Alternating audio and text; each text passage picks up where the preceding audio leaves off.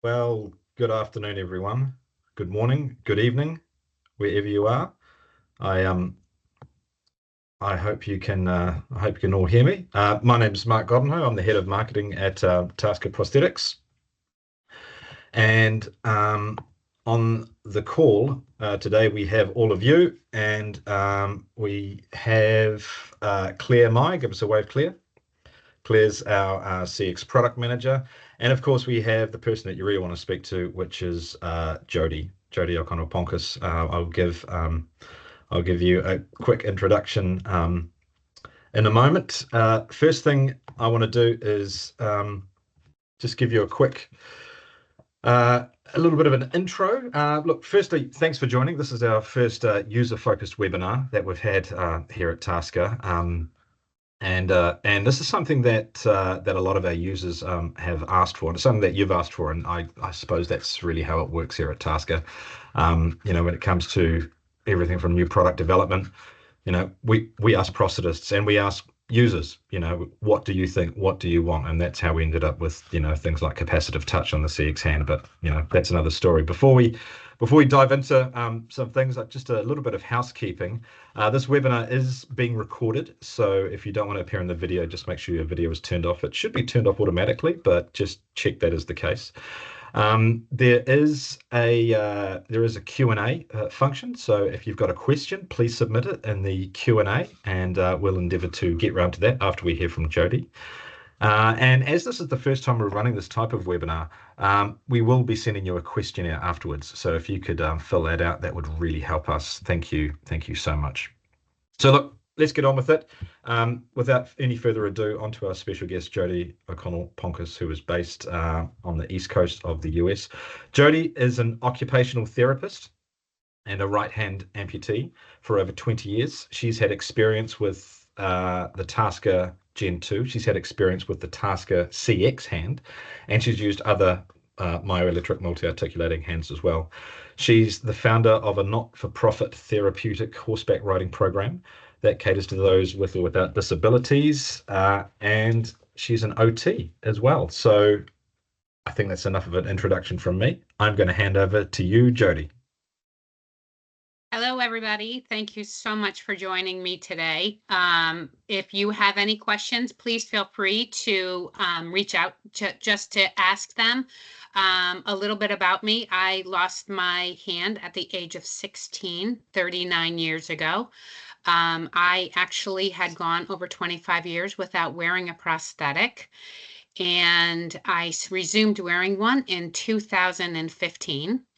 I started, which is unique of why do we choose our prosthetic hands. So I chose my first one. I had a B Bionic in 2015.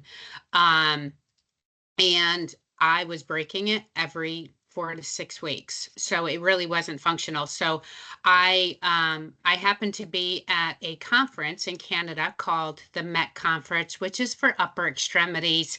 And I was like a patient model for COAPT. And they had the hand there, and I was like, oh my God, that's like the coolest hand. And so they had it like dunked in water. And I was like, no. So I'm like so if I'm not at work, I'm at the barn, and so I'm getting dirty. And so in 2019, right, 5 years ago, I was actually the first one to get the medium-sized TASKA in the United States. And it totally made a difference in my life. I think the first thing my husband had me do was learning to do leaf blowing. And I said to him that I'm, and I was like, yeah, don't get used to this because I'm not going to do it. So then it was washing dishes, another one of my not favorite things to do. So the hand like really made a difference in my life, and it made such a difference. But I also care about the look of the hand. I do work in a private school for emotionally disturbed children. And so my hand and aesthetics has always been very, very important to me. So I got to trial the CX hand. I was like one of the first ones that got to try it out. And I fell in love with it, and I was like, I really need to have this hand. So I actually use both the Gen 2. I use a lot of that at the barn, and then I have the CX, which is I wear primarily every day, in my everyday life.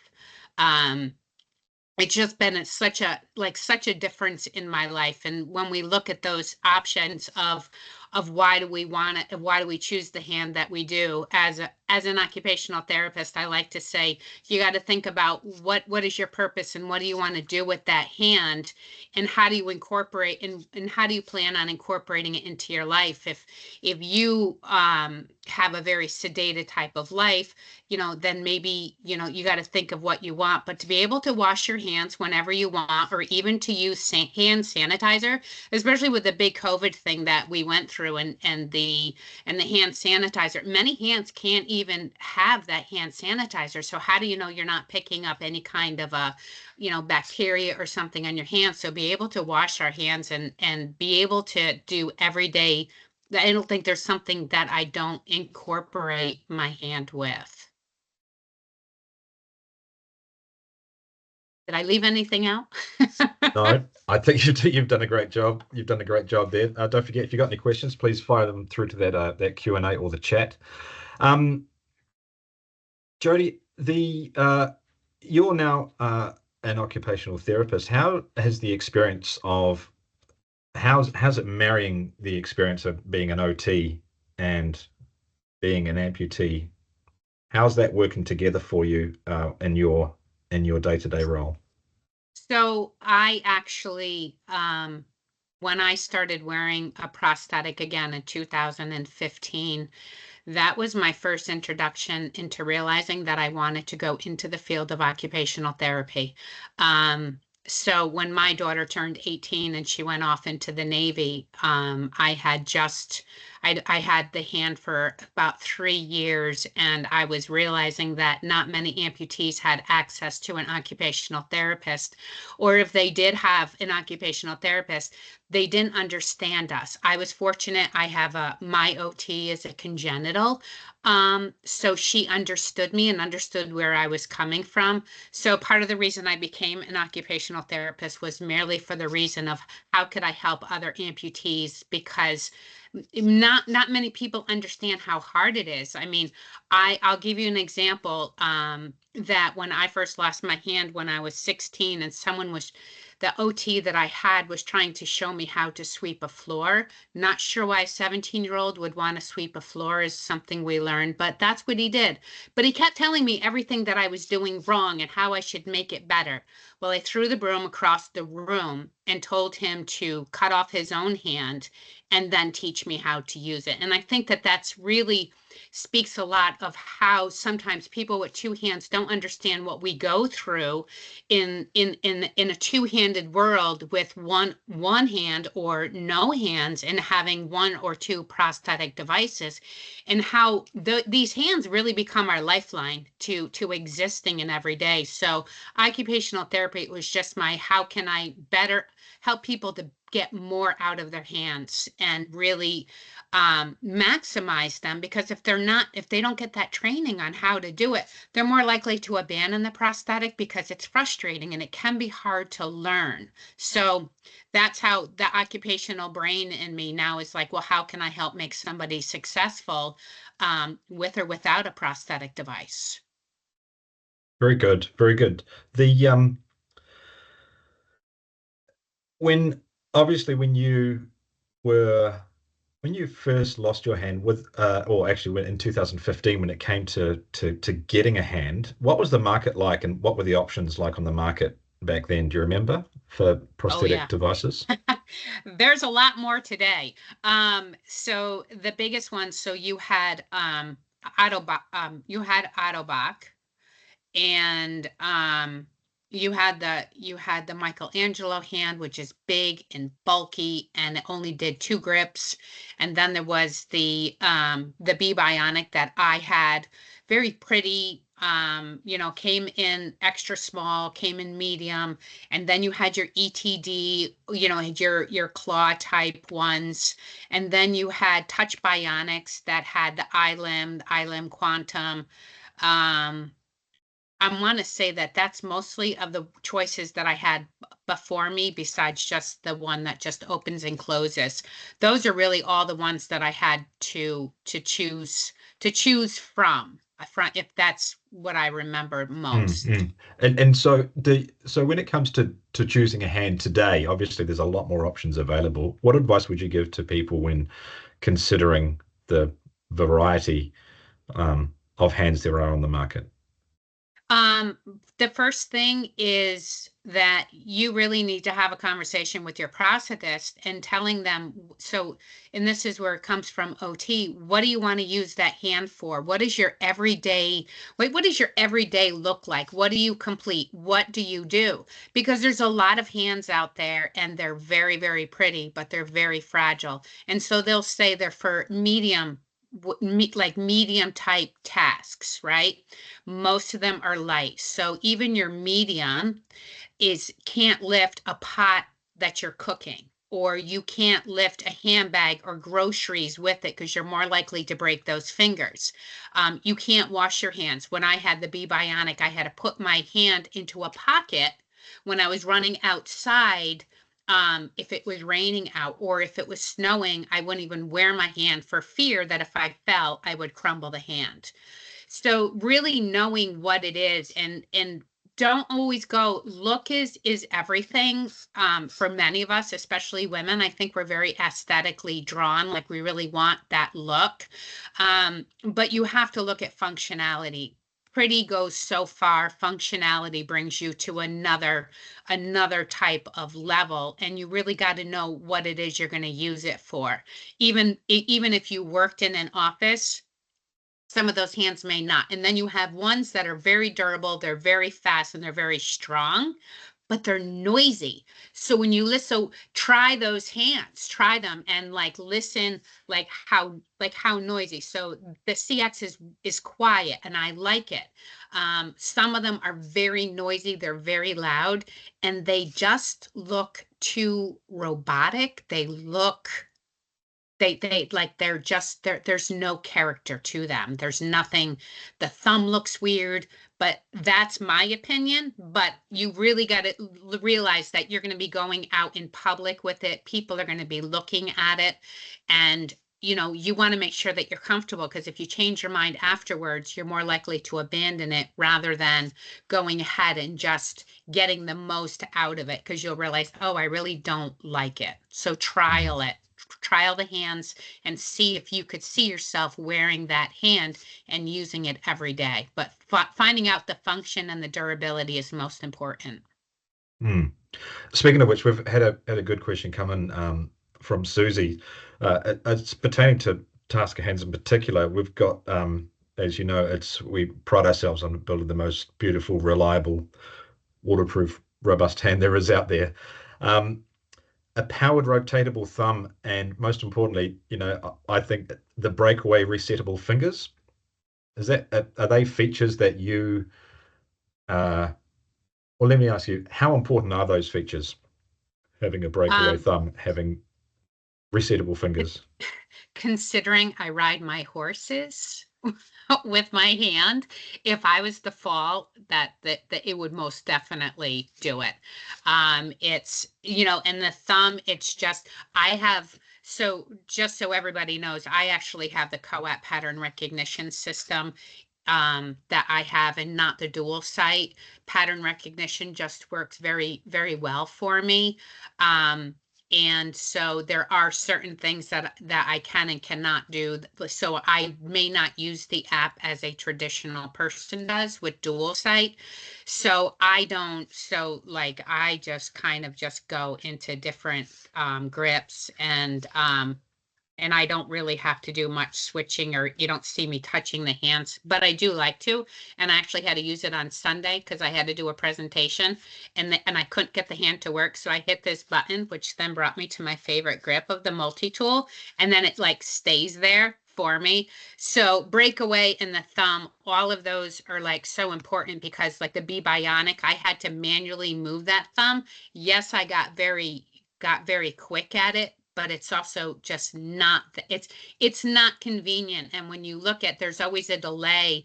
Our hands don't move as quickly as our human hands do. They're quick, but not as quick. So when you've got to move that thumb and then instigate for that movement, you're actually delaying how long it's going to take you before you can perform that task. So we've had one question come through from Emily, and if it's the Emily I'm thinking of, she's a TASKA user. So your favorite, she likes the key grip. You like the general grasp, The multi-tool. the multi-tool, the one you use Yeah, I all the use it time? for everything. Okay. Everything. Do you have any grips that you've specifically made or specifically set for yourself? Well, I actually put, because I can add the ones, and even though I have co-op, I can do it. And so I actually did the rock on one. And the reason I did it is because I have kindergartners for OT, and so the rock on looks like I'm Spider-Man shooting my webs. So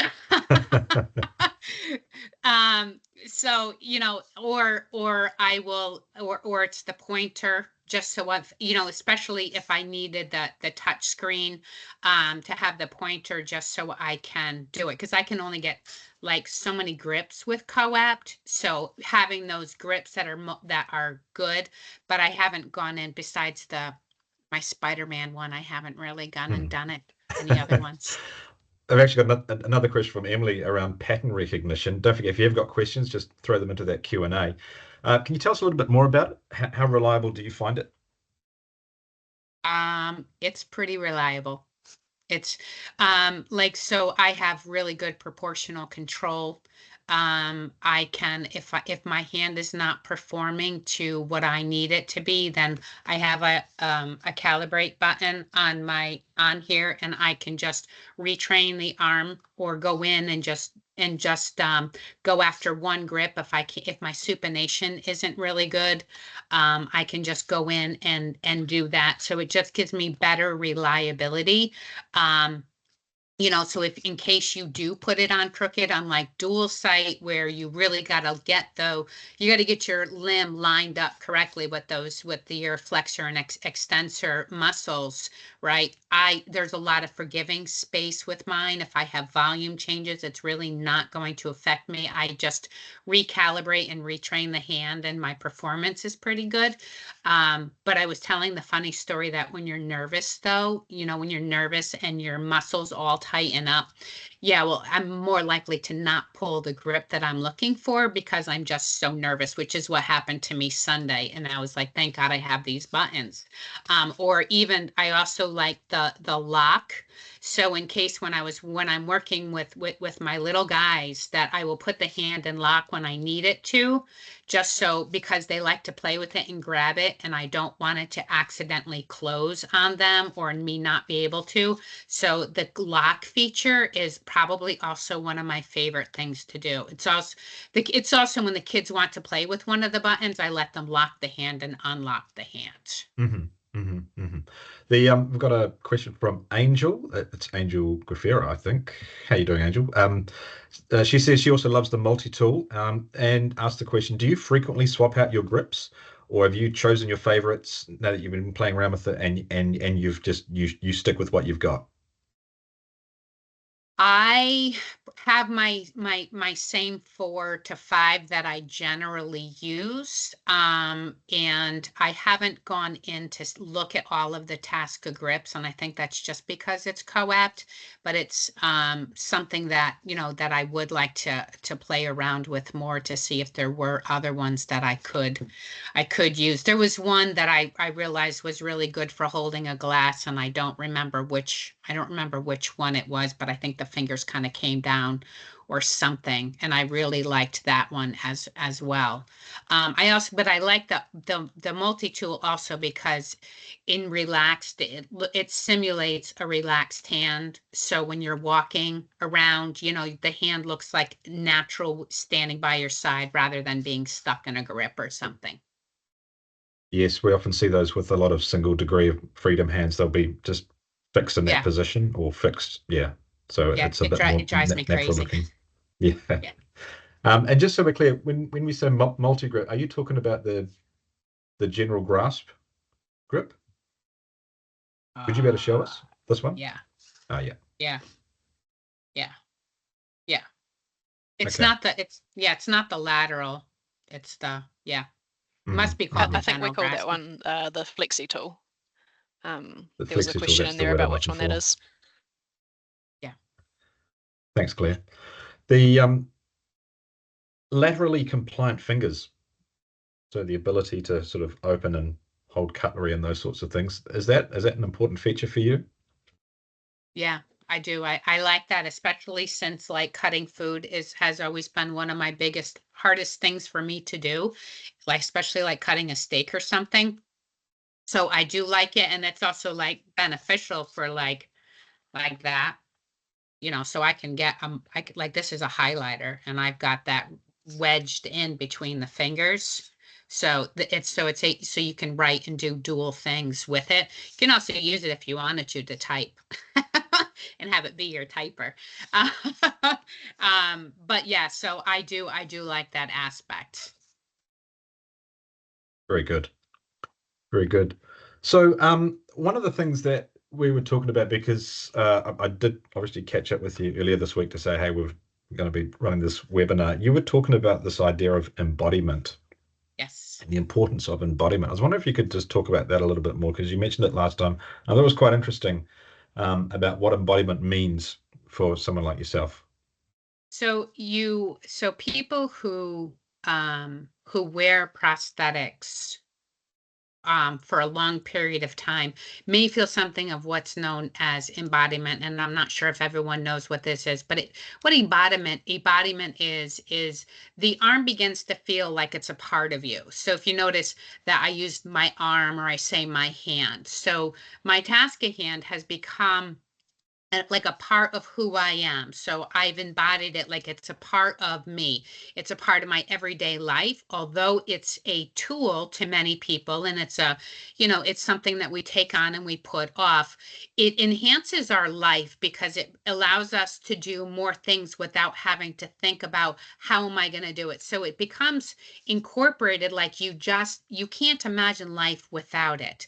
Like I would say that Angel probably has a sense of embodiment with her prosthetics, because we just use it so much that we incorporate it, that it's like a part of us. So an example would be that one day that I had it on and I had taken it off for whatever reason, and then I went to go move my sliding glass door, and I thought that I still had the hand on.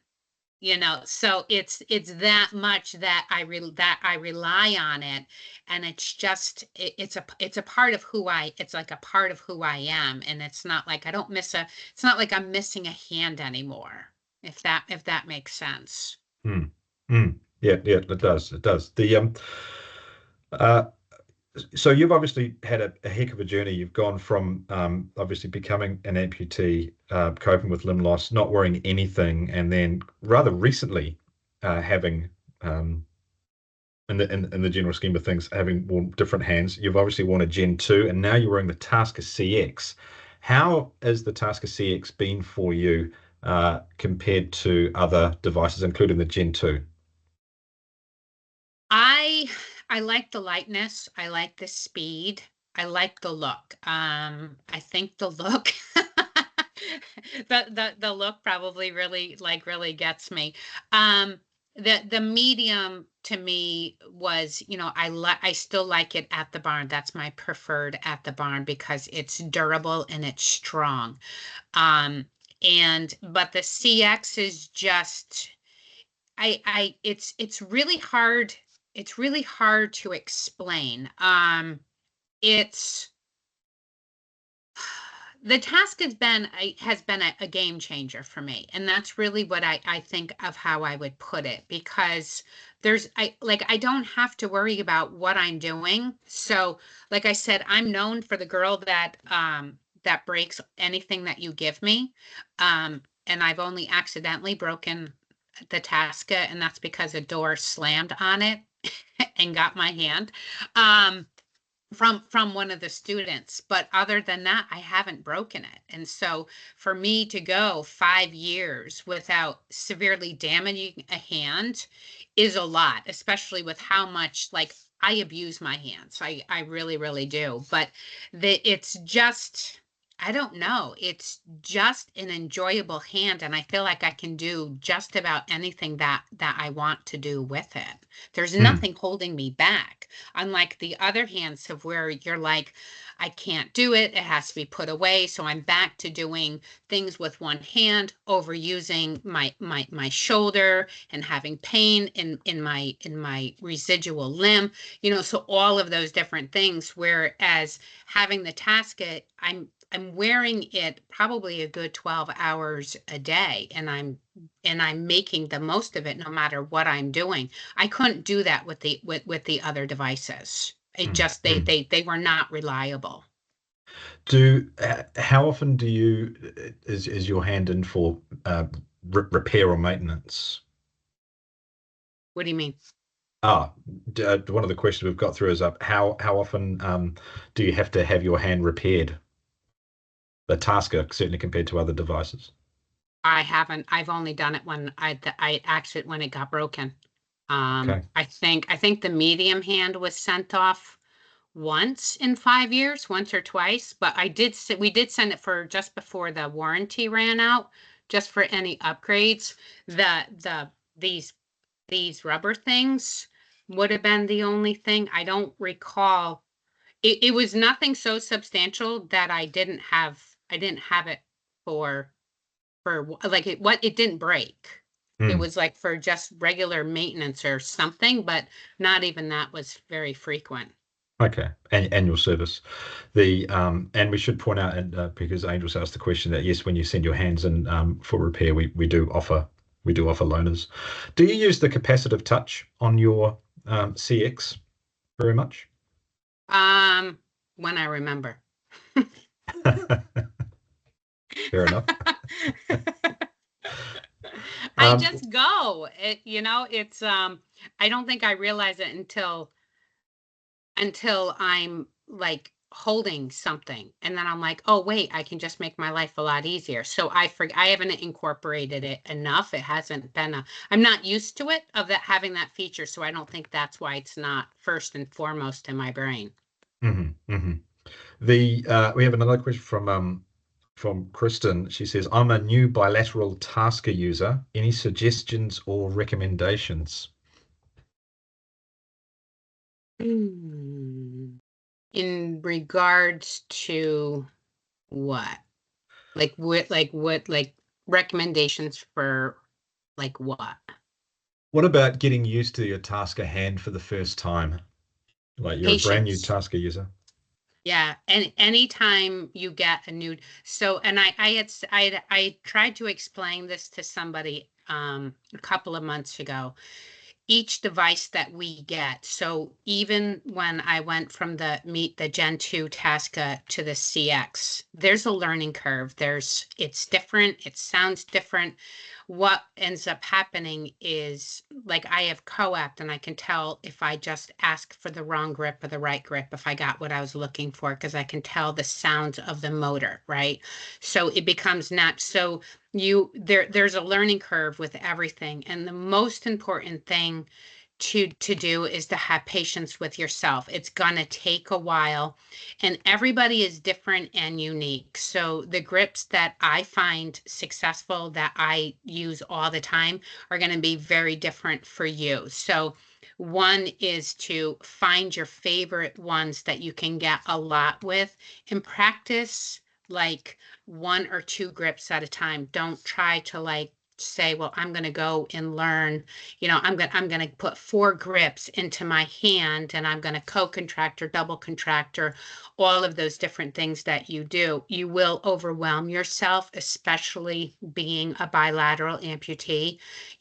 That's 2 separate parts of your brain that you're really trying to figure out and learn. And when we go through with having a loss of a limb, there's a whole healing process in itself. There's still things that me 39 years ago, I mean, next year's 40 years, there's still things that I still may struggle with, and we're always still trying to deal with that trauma. But the first year, and then so you're learning life with no hands, and now you've got to learn it with two hands. Sometimes what you could do is use one hand at a time, master that one. I don't know where your residual limb sits, but can you use that to help you while you master one? Maybe you wear one hand instead of the other so that you can figure out how to do it. Trying to do two hands at the same time can cause you a lot of stress and frustration. And you then may say, well, I don't want to wear it. The TASKA is an excellent choice, especially to have it on both of them. My recommendation is try learning one hand at a time, and then it will help you to incorporate to have two. I hope that that's helpful. That's great. That's great. Thanks, Jodie. I hope that's helpful for you, Kristen. Look, tell us a little bit about your experience with horses and what you're doing with therapy and horses. So when I lost my hand, I was back on a horse 4 weeks later. And then fast forward to I don't know, 30 years later, maybe 25, I had realized that I'd wanted to start a riding program. And originally it was going to be just for amputees, and I wanted people to feel the magical healing experiences that horses offer us. Because one of the things that helped me was that they didn't judge me. Everyone else judged me, or they wanted to help me, or they felt that I couldn't do anything. And the horses I contribute the horses for where I am today. They gave me my confidence and my self-esteem, and they helped me figure things out in my own safe world. And without anybody feeling sorry for me, because I think that that's what happens, is that when if we lose a limb, that people are like, oh, let me help you. I'm so sorry that that happened to you. And you're just like, just go away. Thank you, but just go away. So I wanted to have those. So I designed the therapeutic program to help people get the same healing benefits that I got from horses. So I ended up opening it up and to anybody. So I actually have traditional riders, able-bodied, and I have therapeutic, and those therapeutic can be anything from autism to little young girls with low self-esteem, low self-confidence, Down syndrome, chromosomal disorder, low tone, all of this. So as with my OT degree, I now will use the horses as my OT modality intervention, so that I can work with more people having that OT license behind me. So I always said when I got my OT degree that I had two passions I was going to follow: to help amputees and to work with the horses. So that's where I see my journey going with my OT degree. Fantastic. Well, look, we've got no more questions coming in, so I think we'll start rounding this up. I suppose one thing I would like to mention, and this is your opportunity to do a shameless plug, Jodie, if people would like to get hold of you or would like to ask you any questions direct, is there any preferred social media handles or ways of contacting you that you'd prefer? Yeah, they can Facebook. It's under my full name, Jodie O'Connell Pankos, just like it is on the screen there with the hyphen. So that's my full name. I want to say that Instagram might be J.O. Pankos. I don't recall offhand. And then if anyone, you can email me, and that would be joponkos@gmail.com. Feel free if you have any questions. And I'm sure any of the folks at TASKA, I give them full permission to give you my contact information if that is easier and something comes up. I'd be more than happy to answer any of your questions. If you're not sure if there's something you want to learn how to do and you don't know how to do it, I'd be more than happy to help walk you through it. I'm not going to charge you, don't worry. You know, anything that I can, that, you know, because sometimes someone who knows how to do something might be able to show you a shortcut and make your journey a little bit easier, especially if it's your first time with a prosthetic device, or you're just considering getting a TASKA and don't know how to use it. There's so many of us available, but I'd be more than happy to help anybody that needs it. That's great. Thank you. And don't forget, there is a TASKA user community as well on Facebook. If you just search TASKA user community, you'll come to it. It's a small group of people. And of course, Jodie's there as well. And a number of other TASKA users, Corinne Barrett and co. And yeah, it's very supportive, which is great. Sorry, just a couple of other questions that have come through. The Angel's question about loaner hands. Yes, loaner hands are available if your hand's out for repair. Jodie, do you plan to be at any events this year? I was going to talk about that. You're of course going to be at AOPA later this year. Yes. Yep. That's on the 12th to the 15th in North Carolina, and Claire's going to be there as well, along with James Williams, who's also on this call, and Jodie will be on the Falau stand there. Falau, of course, the TASKA distributor for North America. Can people try at the TASKA if they have a quick disconnect wrist? Yes. Yes, you can. That's another question from Mike. Anthony asks, can you shoes a horse? But I guess that's can you shoe a horse? So can you shoe a horse with your TASKA? Well, TASKA does have a picture of me picking out my horse's feet with my Gen 2 hand. So yes, I can do just about anything. Shoeing, no, but picking out their feet and cleaning and tacking, and yeah, there isn't much that I can't do with it. But yeah, it's a pretty good video of me picking out their feet. Yeah. Well, that's great. Well, thank you very much for your time. And to everyone on the call, look, thank you very much for your time and thank you for joining us. If you like this, could you just please let us know? If you'd like to be part of this going forwards, please let us know. This is a new thing for us. We think it's something that should be done regularly, but we're relying on you and your feedback here. So we will send you out an email, and if you could respond to that, would be very appreciative. As discussed, Jodie and Claire and James are going to be at AOPA in North Carolina and Charlotte in September. And it just remains me to say, Jodie, thank you very much for your time, your generosity. Thank you. And thank you everyone for joining, and we'll hopefully hear from you all soon. Thank you. Thanks, folks.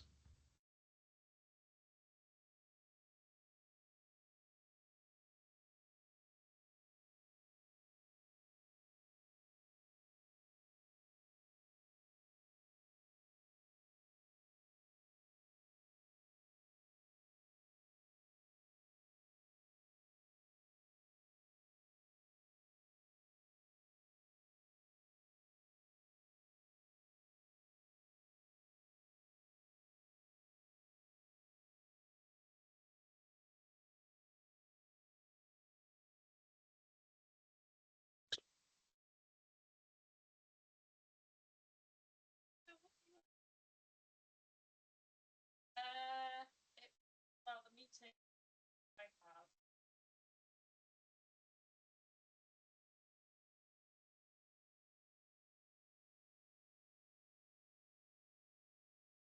I hadn't accepted it.